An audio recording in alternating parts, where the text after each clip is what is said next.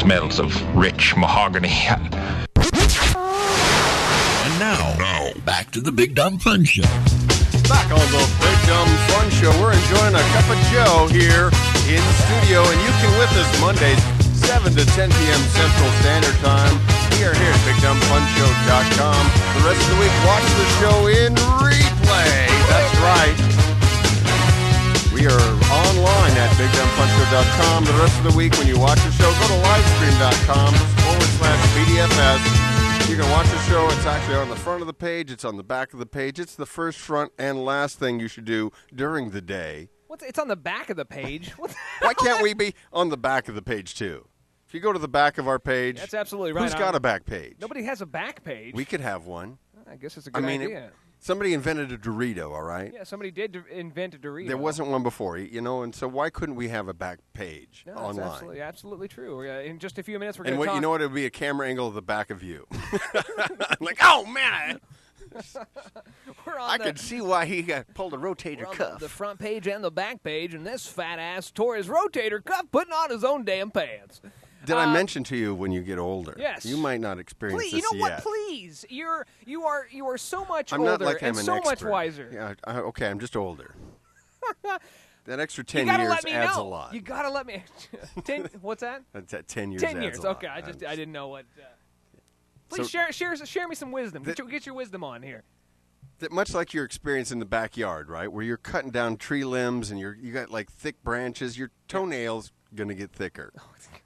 I don't know if you know this. No, I did not. You didn't know that? You probably have a nice thin little toenail like some young kid, they're microscopic. in his teens would have. I drink a lot of water. You ever see one of those big old nail clippers at when you go to the drugstore? Yeah. And they've got like the little fingernail clippers. And also they have like that. It almost looks like you could like cut a tree limb off with it, right? Who do you think that is for? I thought it was for Shrek.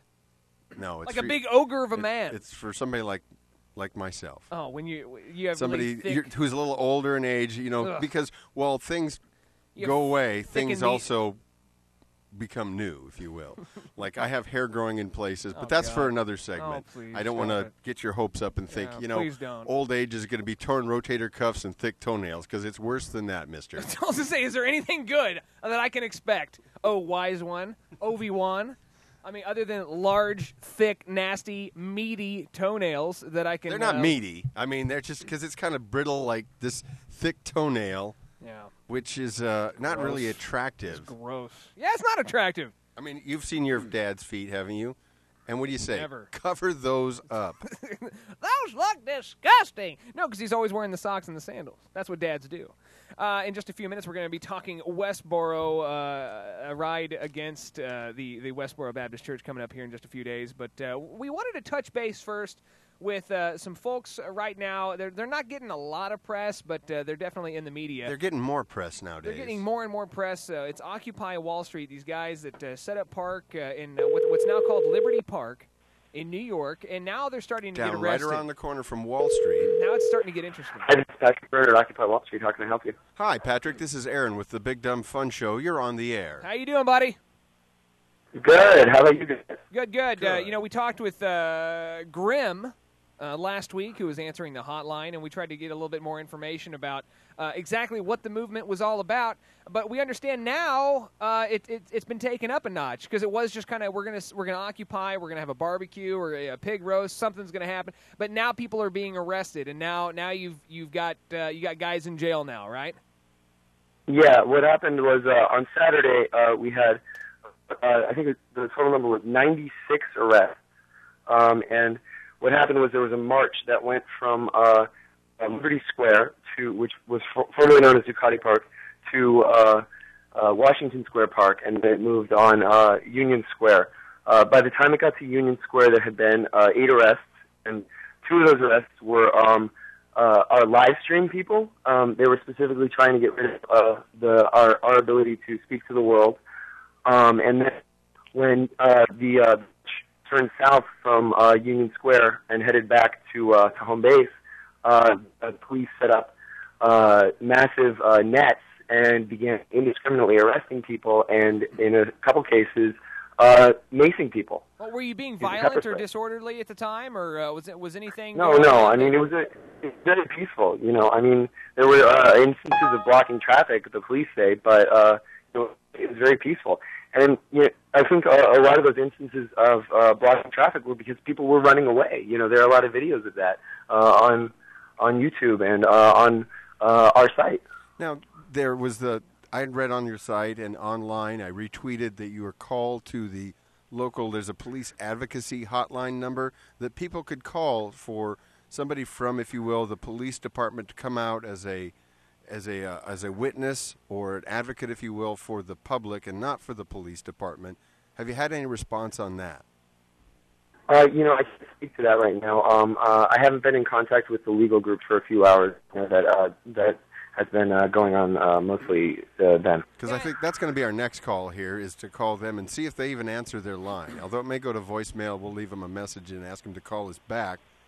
Oh, that's one of the things, that this is a group of young professionals, right? Like, this is a group of people that, you know, they have like a legal team. This is not just a bunch of hooligans that are getting together and causing a ruckus. This is a calculated thing. They got their ducks in a row, and now they're becoming more and more organized every day, and probably more and more annoying. I would assume, right? Is that's your goal? You're trying to get out there and cause a ruckus and try to get some press, because it's kind of been lacking. Yeah, mainstream media kind of ignoring you. No, I don't think that's right. I think what we're trying to do is we're trying to actually have a conversation about things that, you know, don't exist, and you know, we're trying to.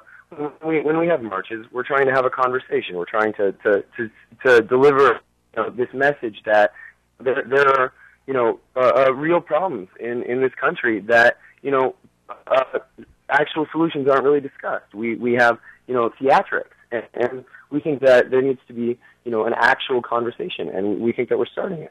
Now, what is? I asked Grim last week. Didn't really get a super clear response, but what is your end game? Like, what's it gonna take to get you guys to go home? An actual change. We expect to see real change in the way that wealth and power are used in this country and in this world. So, is this something we could have like by Tuesday? Or like what? I mean, I think that's what I honestly think that's why some of the media is just like, oh, they're just doing this to be annoying. They don't know, you know, what's going on, because I think there needs to be like articles that you're fighting for. You know, there's something to that nature. You agree, Eric? Something. I think they're getting more and more organized. They're having more meetings, and they're sort of scheduling stuff. And as the group is becoming more organized, I think it's becoming more powerful and more of kind of a threat to the 1%, if you will. Patrick, can you hold on the line? We're going to play one song, and we'd like to come back and talk to you a little bit more here. Okay. All right, thanks, Patrick. We'll be talking with the guys from Occupy Wall Street a little bit more when we come back. 3, 2, 1, go. Don't touch your what? Don't touch my booty. Don't touch my booty. Don't